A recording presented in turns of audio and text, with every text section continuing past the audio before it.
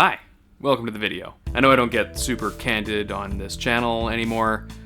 It's been a long time since I adopted a conversational tone while on camera. I used to do it all the time in my old videos, some of which are a good time. You can have a look, just don't comment on my wardrobe choices, or the lackluster editing, or the quality of the videos themselves. Better times, right? But yeah, here I am coming off of yet another summer of not being able to work on this channel. This is just me getting out in front of the inevitable apology I seem to write in my year-end videos every year. A few things in the RL space took up the time and energy I normally set aside for making videos, and so I have been unable to work on stuff this summer yet again. It's as consistent as the seasons. So hence this video. I figured I would ease myself back into the flow of things by putting together something a bit more casual that I could turn around faster than my usual videos these days, and just let you know what I was up to this summer. So I'm calling this What I Did on My Summer Vacation 2025, or How I Learned to Stop Working So Hard and Love Making Videos Again, even though I would refer to this summer as anything but a vacation. And I fully intend to probably start working too hard again, because that's what society expects of you, or whatever. I'm also fairly certain there's a Patreon graphic around here somewhere at this point, and I would like to draw your attention to it, because I have one, and I should plug it every now and then. It's a really fun time. There's bonus videos, and I post text updates on stuff, and I have managed to actually keep up with all of that this summer, believe it or not. I even have some new experiments that have gone up in the last few months, both free and behind the paywall, so I mean, why not give it a look? I mean, it couldn't hurt, right? But of course, support of any kind is always appreciated and highly desired. Just like you, good viewer. Highly desirable as you are. Was that creepy? I bet it was creepy. Sorry about that. Moving on. You see, it all started in April of this year. Yeah, it turns out summer started in April this year, I guess. No, I'm not in denial. That's just when Blue Prince came out. The game of the summer! For me, anyways. Good goshness, did this game ever just consume like a month and a half of my life for a bit there. Even in the lead up to its release, I was a full-on 4-year-old child who couldn't sit the heck still for even a freaking minute for this game. I was anxious about how excited I was to play this game. I still remember so clearly the day it came out, because I was unable to play it and it was total agony. Yeah, that day wound up being one of my trademark surprise, you get to stay at work until 11 p.m. kind of days, which happen in normal, well-adjusted workplaces, or so I'm told. But then the next day, when I had time again, I fired up the game, and I was what you might call trepidatiously enticed. Blue Prince was pretty much exactly what it said it was going to be, an ever-changing mansion that promised mysteries and wonders beyond my comprehension. An expectation based on just how often I watched the trailer for the game in anticipation of it. I played Blue Prince initially mostly because it looked like exactly my kind of game, and also because of all the people who told me to my face I was going to be making a video on it. I just didn't know it yet. And you know what? I didn't really see it. Took me about 20 hours to finish the game, and that was it. Credits rolled, and there wasn't really much else going on in there. I thought it was really good while it lasted, but it was entirely self-contained and didn't really have anything else going on. I understand that the name is supposed to be a pun for some reason, and I didn't really catch it. I thought the game was, needlessly cryptic, but also not cryptic enough. Turns out Room 46 is not actually that big a number. They probably could have gone. Okay, I gotta cut in here real quick because that was what you call a comedic falsehood. The fact of the matter is I put 120 hours into this game, and every single one of them was a stone-cold delight. It's true enough that the first 20 hours of the game are kind of what they are. Once you have the procedure down, it kind of just iterates on itself until it's over. When I ran the ending for the first time, I kind of was ready to call it there and let the story be over. Thankfully though, this game had the harebrained idea to just drop you right back in and immediately signpost like 4 or 5 other things the initial plot doesn't even mention. Yeah, turns out Blue Prince really shines in the post-game, which might just be the game because of like law of proportions, and that it follows is there a pre-game? I don't know how this works anymore. But anyways, I don't want to say too much about my trip to the Mount Holly estate, primarily because, yeah, I'm probably going to be making a video on this game. I just need to figure out, like, when. Like, I'm still working on that video that I started almost 2 literal years ago now. But when I do get to it, it will almost certainly be part of the puzzle game series here on the channel. And if you're not familiar with what I'm talking about, you might want to check out a little playlist that's popping up at the top of the screen here. Might be beneficial for future videos incoming. Blueprints lasted easily into June for me. Pretty much every evening was consumed by it, and that's not a bad thing. It is my game of the summer because it's really good, but also because it sucked all the oxygen out of the room and kept me from getting to Clair Obscure and the 100-line Last Defense Academy, and I still haven't gotten to those games. Too much to do, too much to see, also work got really out of hand this year, and there was never a moment when it felt like the right time to get into another big narrative or super involved gameplay experience. And also because I started playing Tempest Rising instead. Yes, it's finally here, the most anticipated game of 2025. Right? Right? Anybody? No? Just me? Alright.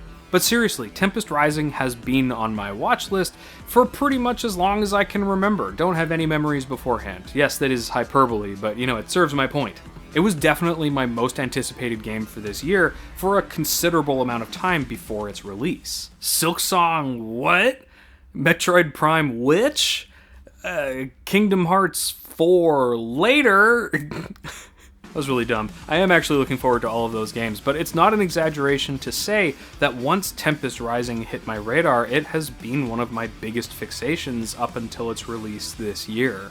I keep almost making a video on RTS games on this channel because I love them so. The closest I've ever come was that script I wrote about StarCraft Brood War that none of you know about, that I basically finished in its entirety, then chickened out on and shelved it forever, never to again see the light of day. True story. Footage of that project has wound up in some videos periodically, but I've never really known how to make a video on an RTS game look enticing. But this time is no different, so I'm going to keep this bit short. I don't really have much to say on Tempest Rising, other than it's really good, and if you like RTS games, you should definitely play this one. To be clear, I like this game very much, but it didn't leave me with the kinds of thoughts that I usually put into a video. It's just a really good time. The main reason I was able to take to this one as well as I did this year was because of how well it fit into the second screen. Whenever I was just hanging out in voice call with people or watching wrestling, you name it, there was a good month and a half when Tempest Rising was there reminding me of how terribly my APM has atrophied, and that my micro is now so bad I should probably just admit defeat and stick to League of Legends. And at this point you're thinking, now is when he got to Clair Obscure and the 100-line, right? Clearly it would make sense for him to just pick one of them and start with it. Well, it's time for another detour because at around May of this year, I started playing Magic: The Gathering again. Yeah, it happened for pretty much the first time since I made my Inscription video back in 2022. And hey, you know what? That was a really good video. I'm really proud of it. You should all go watch it again. See if maybe you can find some Easter eggs in there or something.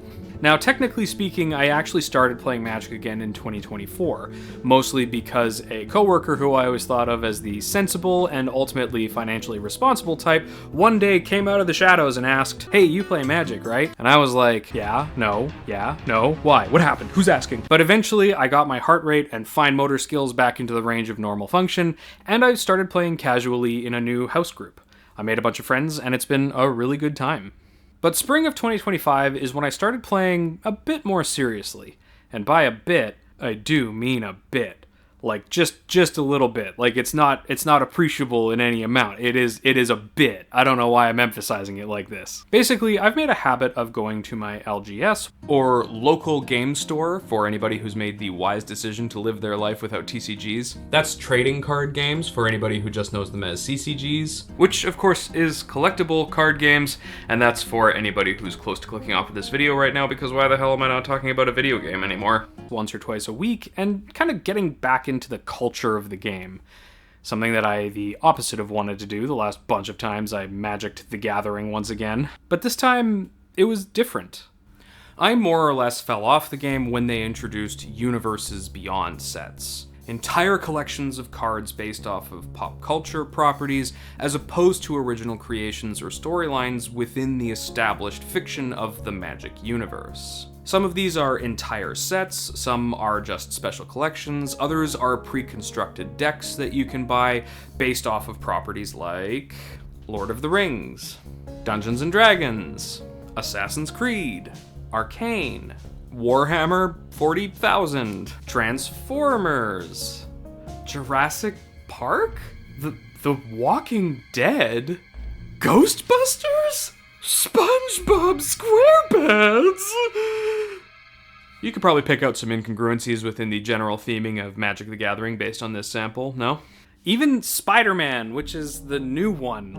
I'm getting ads for this one right now as I write this script, but not necessarily as I say it into this camera, and probably definitely not as I'm releasing this video, because these words are temporally locked in a time sphere that is this video. So what I'm saying right now shouldn't be taken as accurate after time has passed, which it tends to do, on a good day. Yeah, we'll just go with that. And I do think it's kind of cool how they thematically work all of these things into the mechanics of Magic the Gathering. How Fallout brought back poison counters in a big way.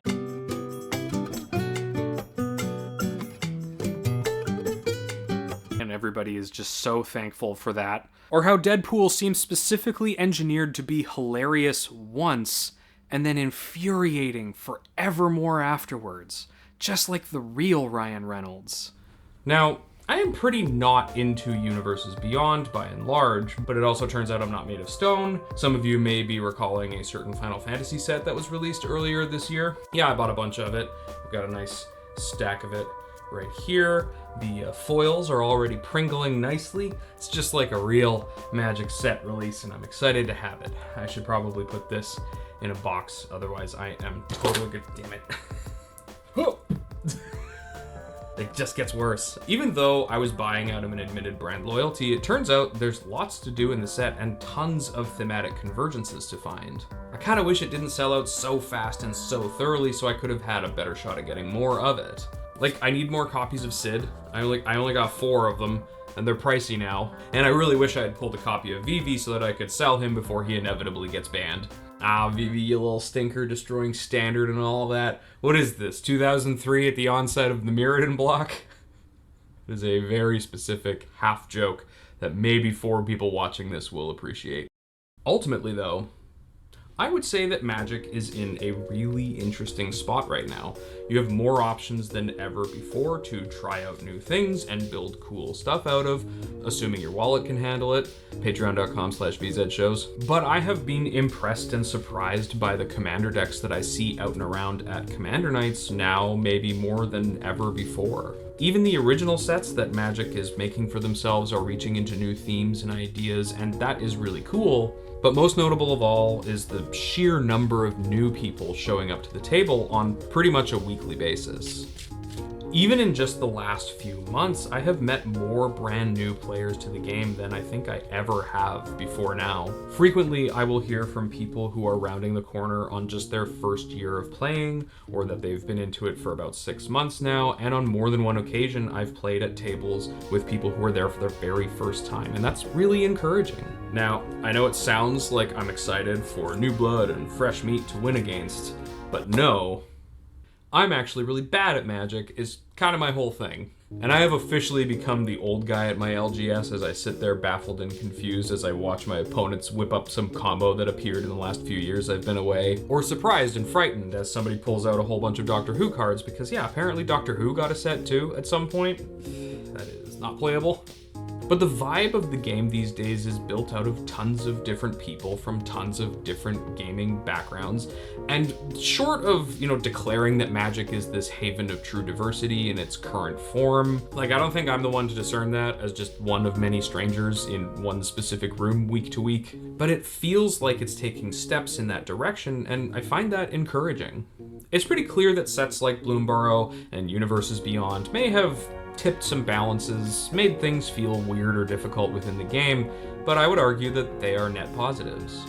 It seems like more people than ever before are enjoying the game right now, and there are so many more options than there used to be for you to make the game as interesting to you as you can. I think Magic is in a really cool place right now. But one cannot live on cardboard alone, I hear you all agreeing with me. And don't worry, I didn't forget. I know you all came here to hear me talk about video games, and I bet you're all eagerly awaiting the twist ending where I reveal I actually have played the 100 Line and Clair Obscure already, and I love them to bits and they're my games of the year, right? But no, unfortunately I am not engaging in another comedic falsehood. I have not played these games yet, and I am just as frustrated by this as I'm sure you are, good viewer. They are two hugely anticipated games for me. I've been looking forward to them for quite some time already. I fully expect them to top my favorites list for the year, and everybody tells me I'm really gonna like them. So what am I waiting for? I have the time. I'm unemployed, for heck's goodness. Yeah, remember when I said work got to be a lot this year? Turns out it was a lot. And I wound up leaving my job of 16 years. Now is probably a good time to plug my Patreon again.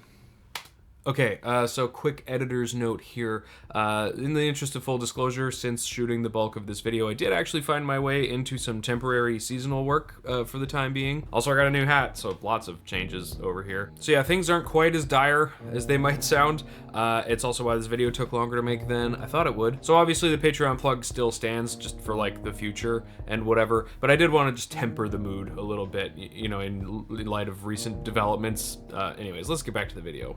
It was starting to become a strain on my mental and physical health, more so than it ever had before. I may have left out of a sense of self-preservation, but I'm happy to say that I've been making the most of it. In my brief season of recalibration, I've been sleeping better, I've been taking care of stuff I've been putting off for months at this point, and I've even been able to put time and effort into this channel again. Hooray! I was able to put this video together way faster than I normally do, you know, just to get things rolling again. But by and large, after a life change like this, I mostly spent a lot of time just kind of pawing my way through games that didn't seem like they were going to be too strenuous. The kinds of games that would aid in relaxation and recovery.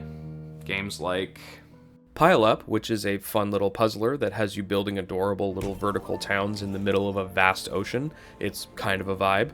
Nine Kings, which is a fantastic auto battler with strategic card placement kingdom building that I could not stop playing for like a week there.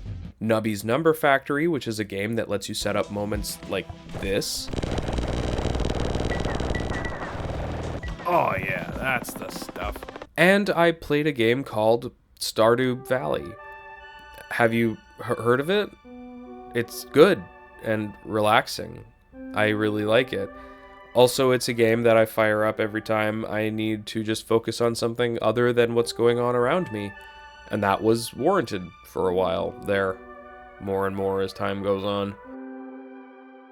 But within this moment of being able to turn down the volume, as it were, I found myself thinking back to the early days of this channel. Back when it really was just about amplifying things I enjoyed for whoever I could. Whoever would meet me on my wavelength so that I could share something special with them. Thinking back 14 years to when I would just pull all-nighters and watch Netflix while I edited my first batch of videos, I found myself reflecting on a franchise that's meant a lot to me over the years. It has taken so many forms over the years, and I have always been excited for wherever it would take me next. And so, the last thing that I played before starting this video, which is maybe the most important one of all, was Donkey Kong Country. Yeah, like the old one. Like, or one of the old ones. Like, the old one. Yeah, at the end of my summer, like on Labor Day weekend even, I found myself going back to my roots. I booted up Donkey Kong Country, the first one, the one that kinda started it all for me, and played it for, I think, the first time since I made my video on it back in 2014.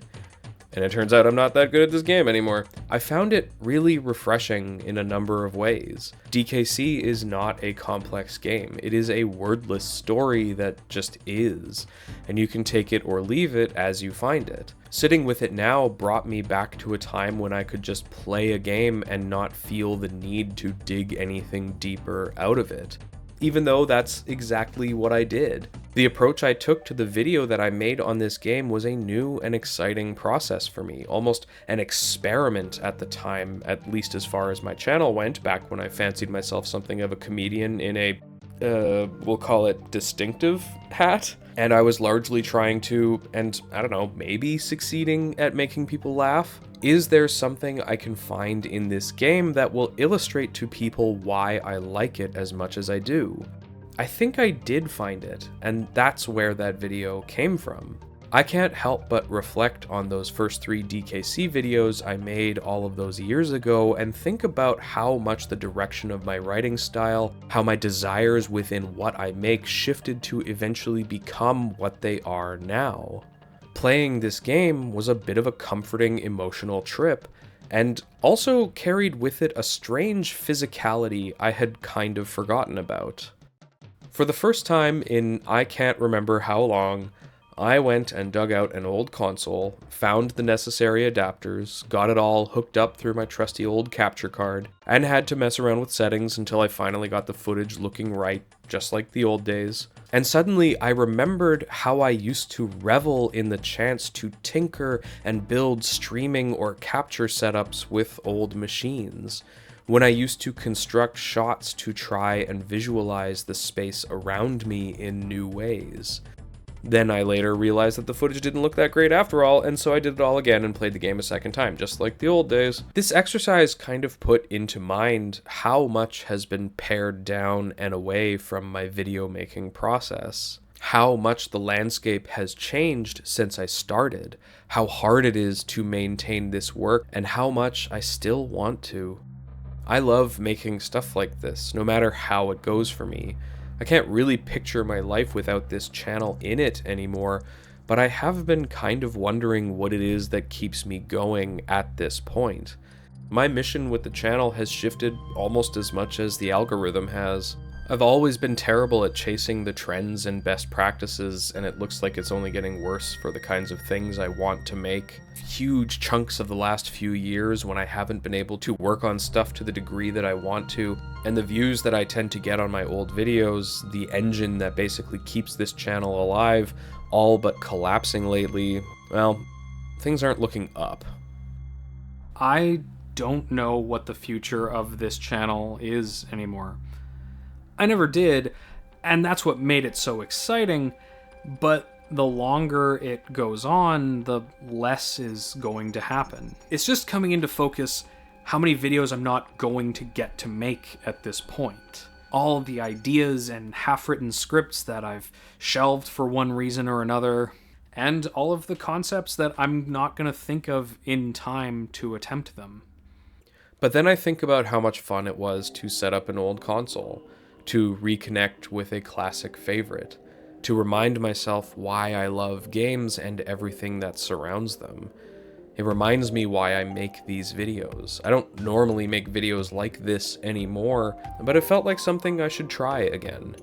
I'm proud of everything I've made recently, and I'm glad my projects have gone in the directions that they have, but writing something a bit more lighthearted seemed like the thing to do, especially considering what I'm working on next. I may not know what the future of this channel is, but I think I'm gonna try and live every day of it like I am setting up an old console, like every new game has the chance to become an old favorite.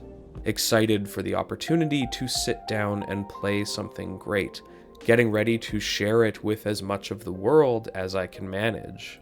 It seems like the most useful route to take, at least for me anyways. Now, if you'll excuse me, I have a Clair Obscure and a 100-line Last Defense Academy to get to, and it's pretty late in the year already, so might have to get creative with it.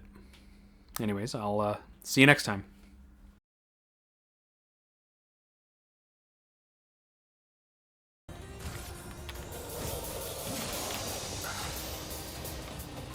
Okay, maybe not my best idea to date. No, I'm not giving up on it yet. I am close. Also, why did I wear this hat?